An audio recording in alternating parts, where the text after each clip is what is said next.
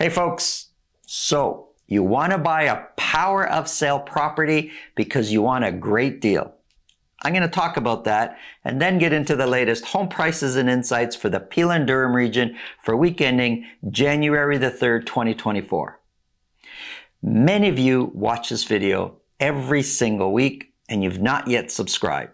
Do me a favor, take a second and just subscribe. Hit the bell button so you're reminded when these videos come up. Earlier this week, I did a video on power of sales, and that power of sales from 2022 to 2023 have more than doubled. It's a huge percentage increase in power of sales. And as a result, I'm receiving comments and calls and emails about people wanting to buy power of sales because there's such a great deal. Well, let's talk about the great deal that power of sales connotatively put, that's the kind of image that's in everybody's mind. Power of sales are a great deal. Well, power of sales are different than the foreclosure process in the US. I'm not going to necessarily get into all the details, but it's a different process. And a lot of times we hear advertisements, the TV we watch, they talk about power of sales, foreclosure, bank-owned properties. Well, a lot of times it's American-based. It's a different process here. But even here, though, there are realtors that will advertise, send out email blasts, have bulletin board, well, billboards, not bulletin boards, billboards out there advertising power of sale properties. And the whole idea is to get you excited that you could buy a property at a great price. Well, I keep saying, let's talk about that. So that's what we're going to do right now. If there's two properties for sale on the same street, let's just say identical properties. Property A is a traditional for sale by the homeowner. Property B, although they're identical properties, this one's being sold under power of sale. Even though they're identical properties, they're not going to sell at the same price. The power of sale will sell a bit lower. Here's the reason why. In the traditional, I'm the seller selling my property that most of us understand, if there's something wrong with the property where the seller was hiding certain defects, let's say there's mold through the attic and you bought it and the seller knew there was mold through the attic and they said, no, there's nothing wrong with anything, there's recourse. When in the agreement of purchase and sales, there could be a clause that says all the appliances, the mechanical equipment, the furnace, the pipes, electrical, heating, ventilation, everything's got to be in good working order on closing. And on closing, you show up, you open your door, and the house is freezing because the furnace broke down. And as such, the pipes burst, and now there's a flood. Well, in the traditional model, you can go, hey, and go after the seller for that. In a power of sale property, you are buying that home as is, where is, no warranties whatsoever. So there is zero recourse if you show up on closing day, walk in, and nothing's working. There is zero recourse. Understand that the lender, be it the bank, the private mortgage company, whoever it is, has taken over that property, not taken over ownership, but taken over that property because the original owner is not making their mortgage payments. And they've taken it over and are selling it. So there's no way that lender can warranty anything. They haven't lived in the property. It's not their responsibility whether things are working or not. And they assume no responsibility. And in the agreement of purchase and sale, you're going to be signing as a buyer that states, I understand that I'm buying this home as is, where is, I have zero recourse should something go wrong.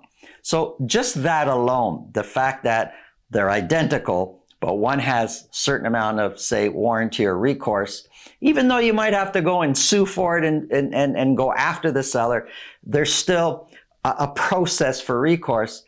In the other one, the power of sale, 0. That alone, well, you're buying that home at more of a risk to you, the buyer. That alone will bring the value down. So you should be buying it cheaper because there's more of a risk for you as the buyer. So that's one aspect why the power of sale will sell for a bit less, but at a cost. There's a risk to buying the power of sale. The other aspect of the power of sale, I said the homes are identical. That's rarely the case, because the power of sale has been taken out of their home, the people living there, and they usually don't leave very happy. They have had whatever financial problems they have. That's why they haven't been able to pay the mortgage, and that's why they're getting kicked out of their home and it's being sold out from under them. So they've probably not been maintaining the home. Many of the power of sale properties listed for sale that I have visited with my buyer clients, there is bad things that have happened in this house. I've seen where the electrical sockets have all been pulled out, all the light fixtures have all been taken. In the listing it says daylight only, go see it at your own risk. There's been some that are in okay condition, some, very few, actually in pristine conditions.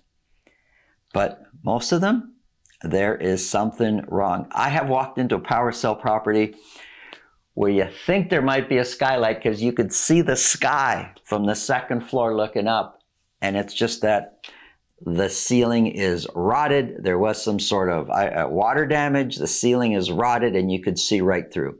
So the people living there just didn't have the financial means to do repairs when repairs are supposed to be done. And for some of these sellers or some of these homeowners that they lose their home, they've struggled for a year or 2 or 3. They've tried for a long time. So it's been a while that they haven't had the extra money to maintain their home. So there's been parts of the home that really have deteriorated quite a bit. So when I say they're identical, really, they're not identical. There's no warranties, and usually there's a whole bunch of stuff wrong with the home. And if that on its own wasn't enough to understand why power of sale sell for a bit cheaper, in a regular purchase, property A, once you sign that agreement of purchase and sale, up to closing and on closing, it's your property. Unless either the seller or the buyer pull out, that would be a breach of contract and one party can sue the other. In a power of sale purchase, right up until closing, when ownership changes, right up until the last minute, the original owner that had their home taken away from, that original owner, if somehow, some way, they come up with the money to make their loan good again, to bring it in good standing, well, they get their home back. So imagine you purchased a power of sale.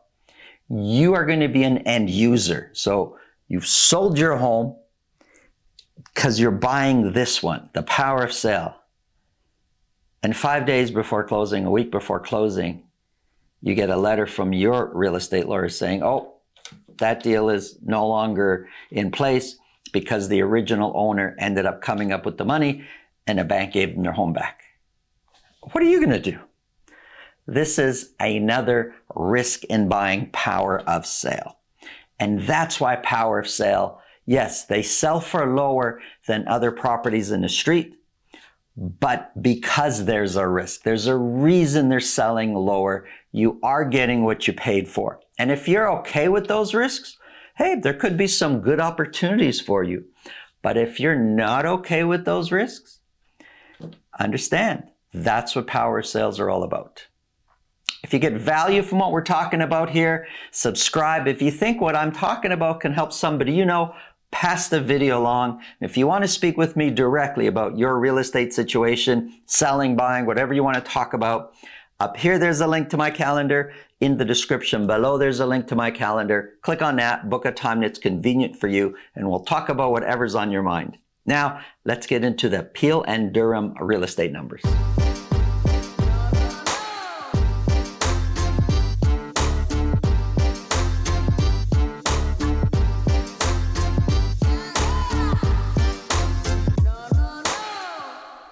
Here we go, folks. Our first market report for the Peel and Durham region for 2024. Let's get started. Here's a quick summary. We've got Mississauga, Durham, Brampton. Now for Durham, we're using Pickering, Ajax, and Whitby as the Durham sample. All these numbers, this whole report, I'm only dealing with detached properties. We have a report for condos that came out earlier in the week. Watch that if you want to know about condos for Peel region. But this is just for detached properties. And I should say one other thing before I go on with this report. This report is for week ending January the 3rd. So during that week, we had the New Year's break. The prior week, we had Christmas and Boxing Day. And so that whole calendar time there, I call it the twilight zone. Things happen with behavior, with purchases, with sales of properties, with buyer behavior, seller, all sorts of things happen that are, well, the only thing really predictable is that sales in most cases go way down. But as a result, what gets sold, the 1 or 2 or 3 or whatever the case may be, some of them, their sale price could really affect the overall average sold price. So I call it the twilight zone. We're looking at the numbers, but it may or may not be indicative of what's really trending for that neighborhood when we talk about the twilight zone. I've labeled it here after December 13th, but it really could be 1 or 2 weeks prior, 1 or 2 weeks after.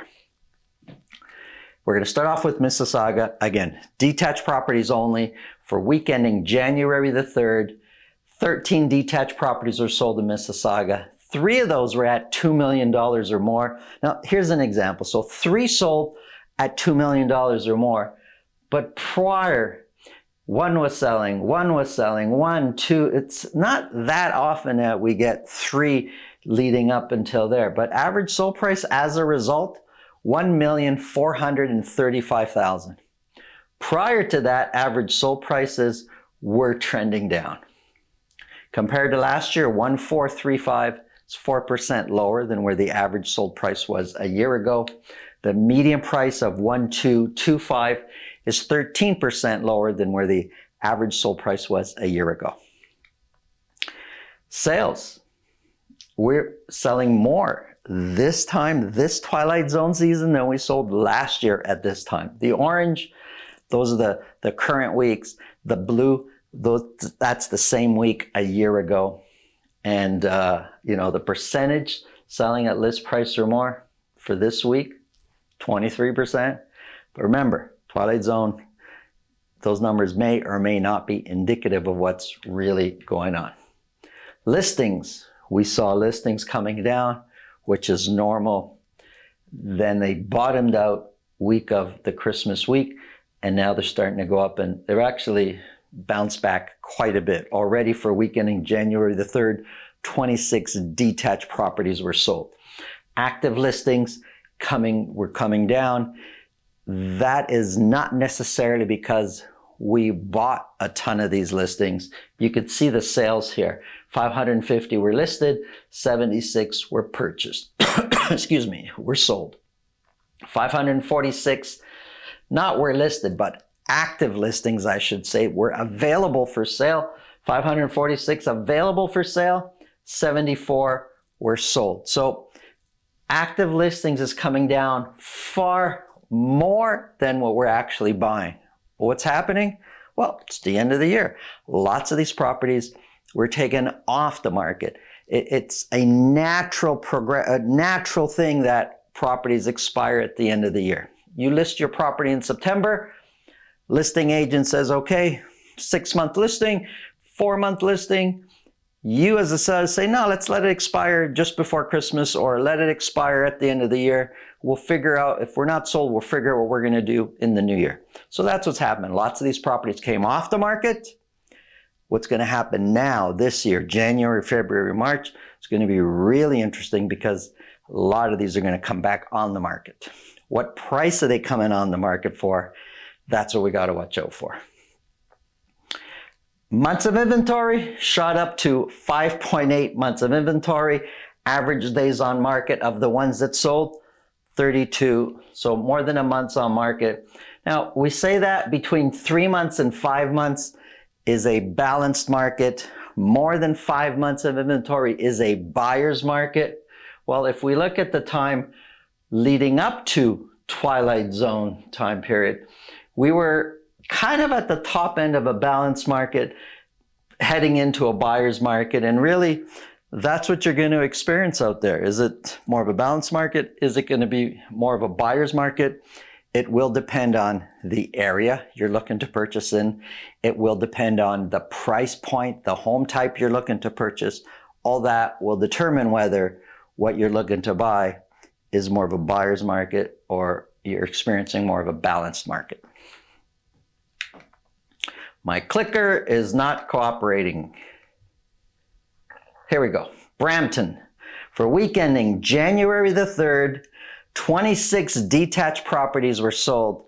None of those were at $2 million or more. Now, if you look at 26 sales, prior week 30 sales, 36, 31, sales did not drop that much in Brampton over the Christmas holiday season. However, average sold price took a beating. Average sold price is $999,000, less than $1 million for the average sold price.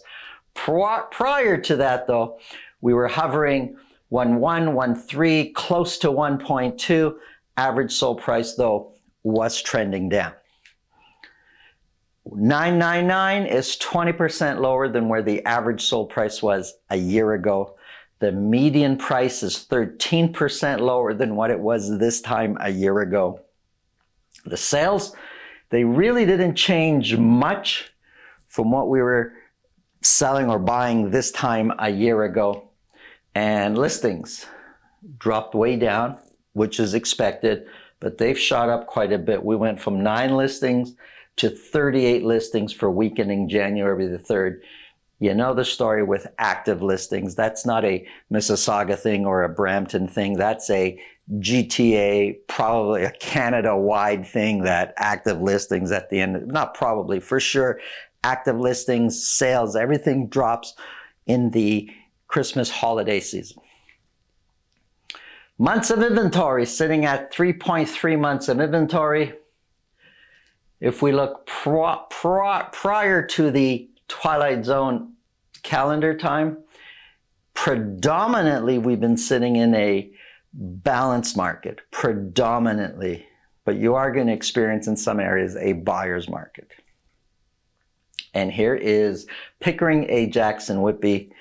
That's the sample I'm using for the Durham region for detached properties only. For week ending January the 3rd, 12 detached properties were sold. None of those were at $2 million or more. Average sold price, $1,058,000. Prior to the holiday season, prices were trending down. 1058 is 11% lower than where the price was this time a year ago. The median price is 5% lower than what it was this time a year ago. 12 were sold. 8% of those is not much. 8% were sold at list price or more. Listings dropped, but now they're climbing up again. And months of inventory sitting at 4.6 months of inventory. Balanced market, we say, is between 3 to 5 months of inventory. For most of last year, you're going to see, although this chart is only 3 months, it's not too often that we actually went into the balanced market category. Although you will experience with some price points and some home types, a balanced market experience. There's not too many parts of the Durham region that are actually buyer's market. It is more of a slightly seller's market, but predominantly you're going to experience more of a balanced type of market across Durham. Here's a summary. Folks, these numbers may or may not be indicative of what is really the what we call a normal trend right now for these areas. But this is across everywhere right now, just because the numbers may be skewed because of the very low sales. However, our next market report is for a full proper week, the first full week of the new year, and then we're moving from there. And we know lots of buyers pulled back heading into the holiday season. Lots of sellers pulled back and came off the market. Let's see what happens this year. One thing's for sure, it is going to be a very, very interesting and exciting year in real estate across the Peel and Durham regions. Thanks for watching. Have a great day.